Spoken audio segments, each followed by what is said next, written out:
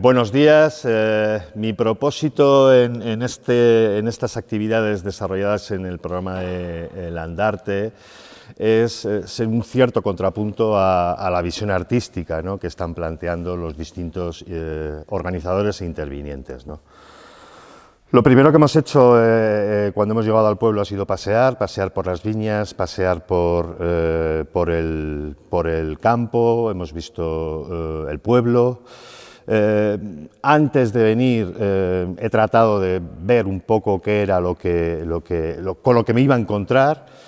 Hay que tener en cuenta que el marco en el que estamos es una cooperativa vitivinícola y es una cooperativa vitivinícola que está enmarcada en una denominación de origen concreta. Eso define una serie de debates, una situación, una manera de entender cómo está el sector y cuál es un poco la perspectiva de futuro. El lema de la intervención, el lema de Landarte en este caso relacionado con SADA es memoria, orgullo y futuro. Es una línea temporal que, si bien no encaja con esa idea de Berger de la idea circular, de las estaciones, de la siembra, etcétera, etcétera, sí que tiene que ver un poco con esa linealidad de la situación en la que ahora mismo se encuentra el sector vitivinícola, la denominación de origen Navarra y la agricultura en general, ¿no? Hay un elemento que a mí me parece fundamental y es tener en cuenta que cuando hablamos de futuro hablamos de incorporación de jóvenes. Voy a los datos. En este país, en el Estado, en el conjunto del Estado, a lo largo de los últimos periodos de programación, estas cosas que se generan en Bruselas del 2007 al 2013, del 2014 al 2020, y ahora estamos en las tareas del 2021 a 2027, en todo el conjunto del Estado se han incorporado no ha llegado a 3.000 jóvenes al año. Esto puede ser revelador en tanto en cuanto no es suficiente para mantener un tejido socioeconómico en los distintos pueblos y en los distintos sectores productivos, esto independiente del sector vitivinícola, que luego veremos que presenta ciertas peculiaridades. En Navarra el número de jóvenes incorporados ha sido de 710, es decir, en Navarra se han incorporado, comunidad foral, 55 jóvenes al año. Estamos hablando de jóvenes con ayudas. Damos por hecho que la incorporación al sector puede venir por otras vías, pero prácticamente todos los jóvenes que se incorporan al sector lo hacen con ayudas, ¿no? O bien con la medida del anterior periodo de programación o bien con la medida 06 de ahora. Hay otro elemento que llama la atención cuando vemos los datos de incorporación de jóvenes, y es que de cada 4 jóvenes solo uno es una mujer. Eso revela algo que es tradicional o una norma en el éxodo rural, por decirlo de alguna manera. Las primeras que se van de los pueblos cuando pueden son las mujeres, porque no tienen unas expectativas de vida y de trabajo adecuadas, ¿no? Un último dato respecto a este mare magnum de función desarrollada a través de una política de estructuras. Los incorporados en el sector vitivinícola de Navarra son, el dato creo que era en torno a 49 incorporados en el sector. El sector vitivinícola tiene un peso en la producción agraria, en la producción vegetal en Navarra, del 5,5%. Sin embargo, la proporción, el porcentaje de jóvenes que se han incorporado en este sector supera en el doble, es un 12%. Por lo tanto, un elemento que tiene que ver con el pasado, un elemento que tiene que ver con el presente y con el futuro es que el sector vitivinícola se percibe como un sector interesante, como un sector que es rentable, como un sector en el que sí que cabe la posibilidad de generar un proyecto de vida, ¿no? Los datos del sector propiamente dicho son ya de sobra conocidos. El pasado lunes se presentó un informe a través de la Interprofesional del Vino de España, un informe de analistas financieros internacionales donde revelaban cuáles eran las grandes magnitudes y la importancia que tiene el sector a nivel general. Iremos luego enfocando a nivel más particular, ¿no? España es el primer viñedo del mundo. España tiene en torno a 950.000 hectáreas de superficie plantada, algo menos, o algo más, perdón, de potencial por las políticas de incorporación al sector, y eso revela elementos que tienen que ver con esos datos que hemos iniciado al principio. Todos los informes, tanto comunitarios como estatales como autonómicos, coinciden en que los grandes cuellos de botella, los grandes problemas con los que se encuentran los jóvenes a la hora de incorporarse al sector son, por un lado, el acceso a la tierra, por otro, el acceso a los derechos o a las autorizaciones de producción. En el caso de los cereales sería el pago básico, el conjunto de la agricultura. En el caso de la vitivinicultura sería, a la hora de hablar de producción, las nuevas autorizaciones de viñedo. El segundo gran problema que tienen es el acceso al crédito, es decir, si los jóvenes no vienen con la mochila incorporada del pasado de sus mayores, es muy difícil que se incorporen al sector. Otro elemento fundamental es el acceso a una formación adecuada, una formación que les permita adquirir las habilidades necesarias, no solamente para producir, no solamente para elaborar, sino también para distribuir y para poder acceder a los mercados. Y eso serían un poco las grandes cuestiones que se plantean a la hora de tratar de incorporarse al sector. Como decimos, a la hora de tratar de caracterizar ese sector, es el primer país productor, es el primer país en superficie de viñedo, es el tercer país del mundo en producción, detrás de Italia y de Francia. Sin embargo, esa producción que suele rondar los 38 millones de hectolitros, no lo consumimos. España es un país que ha dejado de consumir vino de manera habitual, el vino ha dejado de ser un alimento para ser un ornamento cada vez más, y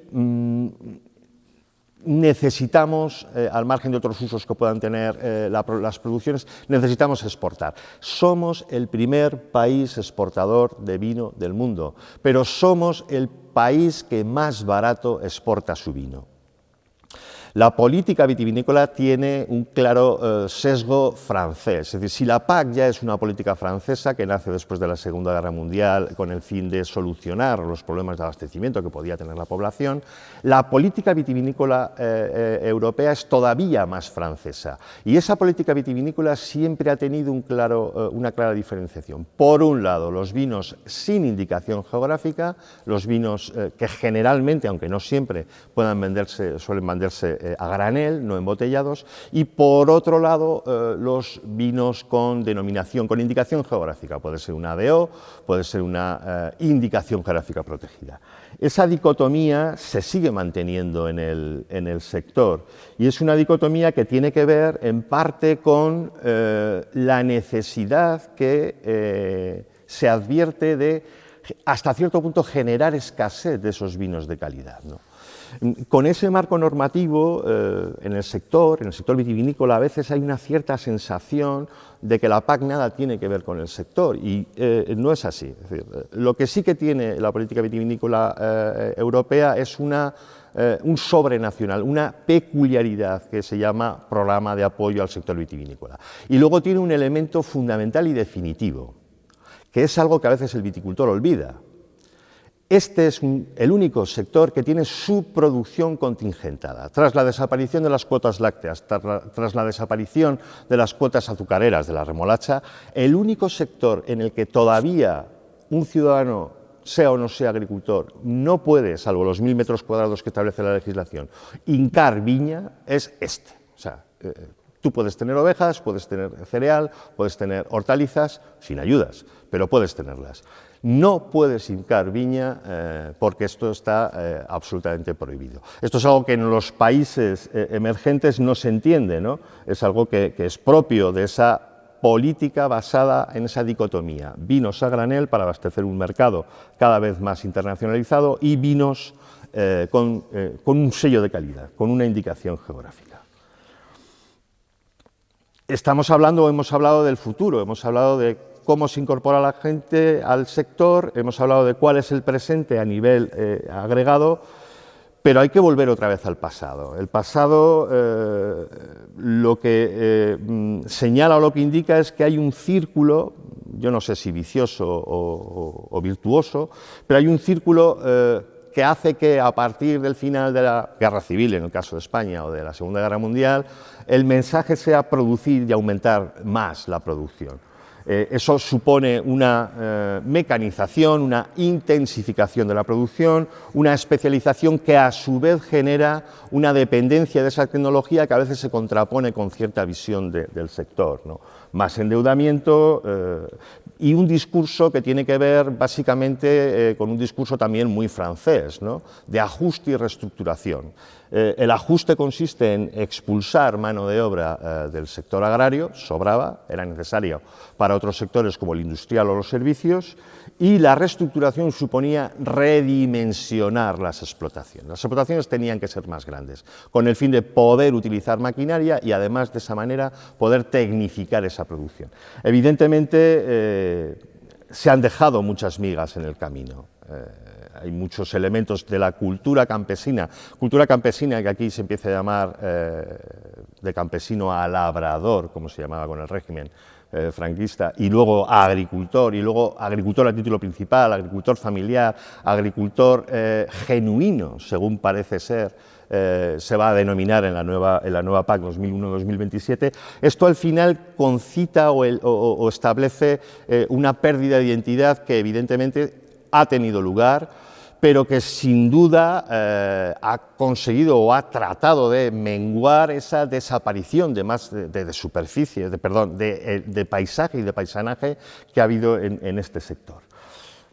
Descendiendo después de esas grandes macromagnitudes de superficie, producción, consumo o comercio, hay que recordar que el 44% del vino que se consume en el mundo, según datos de la Organización Internacional de la Viña y el Vino, se consume fuera de las fronteras donde se ha creado, donde se ha elaborado. Eso da idea de que este es un sector peculiar, especial, no solamente por lo que hemos indicado, de que es el único sector con su producción contingentada, sino que además es un sector que necesita exportar, necesita vender, necesita comercializar y distribuir, no solamente en mercados propios, sino en mercados ajenos. Navarra, la DOP Navarra, tiene datos muy claros, una superficie de en torno a 10.560 hectáreas, 2.000 viticultores, alguno más, pero algo que sorprende es el número de bodegas embotelladoras, es decir, son 102 bodegas, de las cuales 82 embotellan vino, es decir, añaden valor añadido. Su portfolio de productos indica que es un 55% de denominación extinto, un 14% es blanco y algo muy interesante, un 31% son vinos rosados, ¿no? Eso es un elemento peculiar de esta denominación, en parte por las variedades mayoritarias que son la garnacha y la elaboración de rosados de garnacha. Si uno analiza y destripa las cifras que están publicadas por parte del Ministerio, comprueba que de las 93 denominaciones de origen que existen en España, más otras figuras de calidad que se pueden homologar, esta es una denominación que ocupa el séptimo lugar por vino calificado. Es la 10ª por vino comercializado, la 8ª en vinos blancos y algo importantísimo, la 2ª denominación en vinos rosados comercializados, solamente por detrás de la de Rioja. Ese escenario, esa línea del tiempo, plantea y abre una serie de debates que yo creo que son muy interesantes. Algunos de ellos incluso considero que se le hurtan a la opinión pública. El primer gran debate es el debate sobre el potencial productivo. El sistema de nuevas autorizaciones de plantación que entra en vigor el 1 de enero de 2016 y que teóricamente va a estar en vigor hasta el 2030, aunque ya con la nueva PAC se habla de hasta el 2040 e incluso en el Parlamento Europeo se ha planteado hasta el 2050, significa que todos los países de la Unión Europea tienen la posibilidad de incrementar su superficie de hincar viña en un 1% anual, pero pueden limitar ese 1%. El motivo es evidente, es decir, se trata de generar esa cierta escasez siguiendo esos hilos de la política vitivinícola francesa, ¿no? Bien, Yo considero que hay un primer gran problema en el que las organizaciones agrarias no coinciden. Es decir, hace poco las organizaciones agrarias decidieron que este año, en lugar de ese 1%, España nunca ha llegado al 1%, ha llegado en torno al 0,5, 0,52, este año han decidido que sea el 0,1, es decir, de las 9.500 hectáreas que se podrían repartir como política transversal, incorporar jóvenes al sector, que hemos visto que es un sector atractivo, este año solo hay 950. Yo considero que es un análisis equivocado. Es decir, la producción evidentemente depende de la superficie y de los rendimientos, pero la política de estructuras, que es la gran olvidada, está permitiendo que España sea un país que año a año esté perdiendo masa vegetal. Y sobre todo que esté perdiendo masa vegetal para que los jóvenes se incorporen, que es algo que me parece importante. Si a lo largo de estos años España va a repartir, con lo previsible de este año hasta 2021, ha repartido 23.610 hectáreas de plantaciones, hemos dejado de poder utilizar 32.540 hectáreas en esa política de introducción de jóvenes agricultores, de incorporación de jóvenes agricultores. Hay también debates que están abriéndose dentro de las propias denominaciones de origen. Hace poco veía un artículo en el que se señalaba por qué se van las bodegas de las denominaciones de origen. Esto está ocurriendo en Rioja, está ocurriendo en Cava, donde 10, 12 bodegas se han ido a una organización que es Corpinat. Ocurre también en otras denominaciones de origen. Es decir, ¿qué ocurre para que no sea atractiva una denominación de origen? Yo creo que la conclusión o los elementos son muy variados, es decir, existen razones de diverso tipo, pero hay una primera y es la idea de que en general muchas denominaciones terminan primando más la cantidad que la calidad. Eso en Rioja tiene una expresión muy clara. Cuando en Rioja se debate en el año 91 la posibilidad de ser o no ser una denominación de origen calificada, hay un debate entre ser una gran denominación o ser una denominación grande. Los expertos coinciden en que Rioja lo que decide es ser las dos cosas, una gran denominación grande. Bien, tarde o temprano este debate acaba surgiendo en todas las denominaciones, ¿no? Es un debate que además cada vez presenta perfiles distintos, como pueden ser los controles de la producción, las certificaciones de los productos, el hecho de que no existan problemas a la hora de comercializar, la capacidad que tiene el sector de poder atender a las demandas del entorno económico, decisiones de carácter de política internacional, como ha sido, esperemos o confiamos en que no vuelva a ser durante los próximos 4 años, como ha sido la elección de Donald Trump en Estados Unidos, generó un conflicto en el mercado del vino por un problema en la industria aeronáutica, aeroespacial, el problema de Airbus, con un incremento de aranceles que ha supuesto un enorme problema para los vinos, fundamentalmente franceses, italianos y españoles. El Brexit. El Brexit va a ser, dependiendo de que sea un Brexit duro o un Brexit blando, va a ser uno de los elementos importantísimos en muchas denominaciones. Una de cada 3 botellas que exporta Rioja va al Reino Unido. No sabemos qué va a ocurrir si el Brexit termina siendo un Brexit, digamos, duro, ¿no? Que es un poco lo que ahora mismo se prevé. Por otra parte, en cuanto a debates que tienen relación con sostenibilidad económica, social y de diverso tipo, todo el mundo coincide. Es decir, en esa presentación que hizo el otro día analistas financieros internacionales y la OIB de cuál es la realidad, la foto fija, la importancia que tiene el sector vitivinícola a nivel estatal, quedó claro que hay 2 retos que el sector, independientemente de las decisiones que se adopten, tiene que atender. Uno es la transición ecológica y otro cada vez más, y yo creo que es algo que está siendo común desde el confinamiento, desde la aparición de esta pandemia que está afectando evidentemente al sector, es la transición digital. una necesidad de hacer una transición digital no solamente en los niveles de producción, de elaboración, sino también de distribución y, por supuesto, de presencia en los mercados. Es algo cada vez más importante. Bien, el otro día también Pau Roca, que es el presidente de la Organización Internacional de la Viña y el Vino, por primera vez un español, comentaba lo mismo, es decir, la necesidad de presenciar, de estar presentes en los mercados, la necesidad de influenciar, de poder colocar, situar las diferencias que hacen que mi vino sea distinto que el tuyo. No vamos a decir ni mejor ni peor, distinto, ¿no?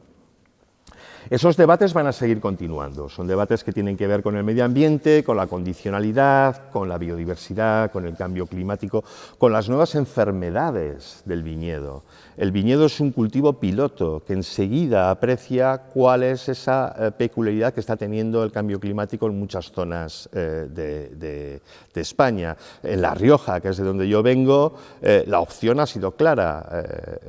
No vamos a subir la superficie de viñedo para hincarla más arriba, en zonas a partir de 600, 700 metros, sino que vamos a tratar de adaptar el viñedo que tenemos en las zonas de 250, 300 metros a nivel del mar para que pueda,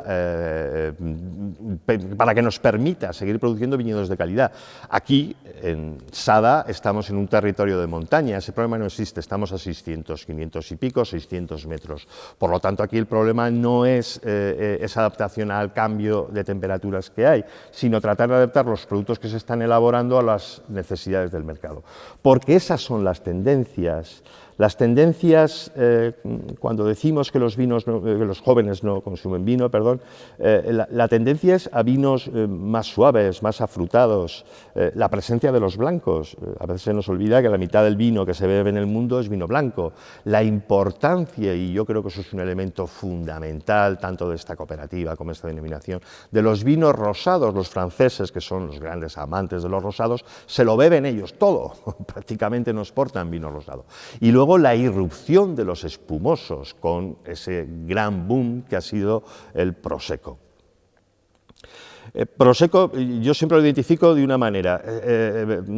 La zona productora de Prosecco está en la región de Véneto y en Friuli, Venecia y Giulia. Bien, si Véneto fuera un país independiente, Véneto sería el quinto país exportador en valor. Eso da idea del enorme aldabonazo que ha supuesto en el conjunto de consumo de vinos la irrupción de los Prosecco, de tal manera que ahora mismo yo creo que no hay zona vitivinícola que no quiera ser Prosecco.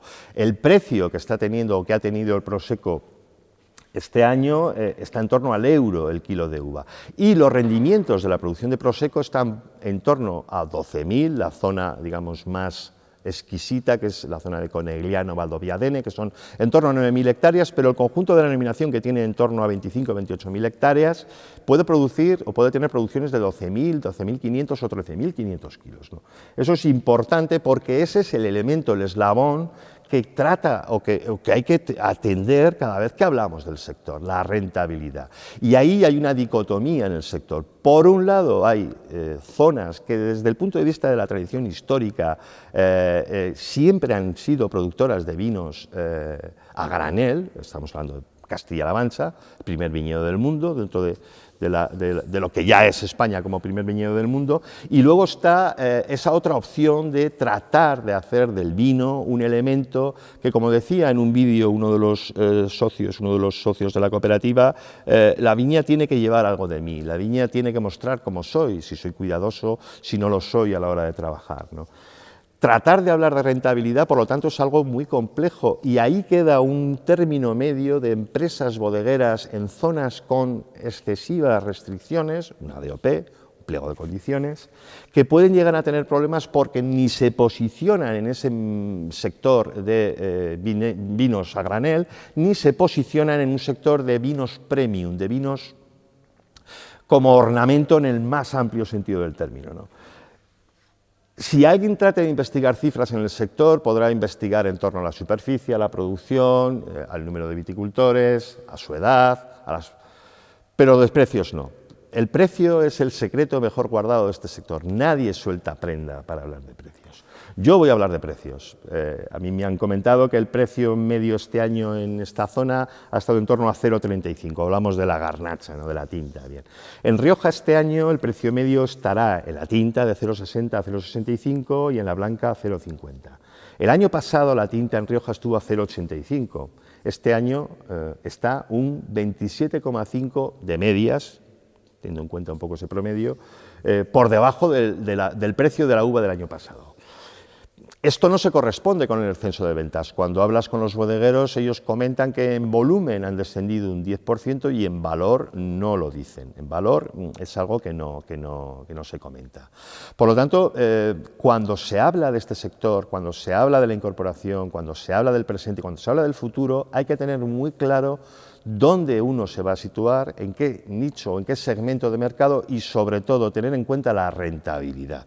Y vuelvo a repetir, sigue siendo un sector especialmente rentable. Pero hay otros debates, las formas de vender han cambiado, aparte del circuito Horeca que se ha venido abajo como consecuencia de la crisis del COVID, aparte del circuito de grandes superficies, existen otras maneras, otros canales de distribución y uno de ellos cada vez con mayor importancia es el enoturismo. Es la manera de acercar al consumidor al propio lugar donde se produce la uva y donde se elabora el vino. Más de 3 millones, según datos de ACEVIN, la entidad que aúna a las ciudades del vino en España, más de 3 millones de personas visitaron bodegas el año pasado en España. Pero todos los expertos coinciden en que esa palabra enoturismo tiene una parte de eno, de vino, y otra parte de turismo. Y ahí hay un elemento que está siendo frágil, según los expertos en esta materia. Es decir, se habla mucho y se hace mucho lo mismo, todo el mundo ve depósitos de acero inoxidable, todo el mundo ve enormes salas de barricas. Ahora parece que también los enoturistas quieren ver la viña, quieren tratar de ver, pero es un producto que no se está adaptando a la realidad y sobre todo a las políticas o a las estrategias que tienen que ver más con el turismo que con el mundo del vino, ¿no? Es algo muy volcado a hacer un poco lo mismo, ¿no? Hay bodegas en Rioja que tienen hasta un 40% de su venta en la propia bodega.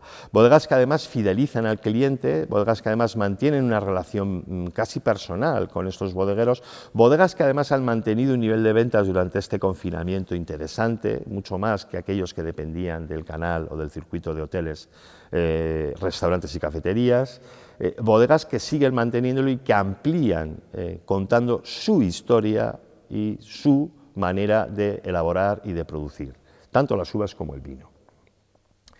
Hay un elemento que también me parece interesante y es que a veces se nos olvida, ¿no? Es una estrategia que a veces no se suele entender y es que el vino es alcohol.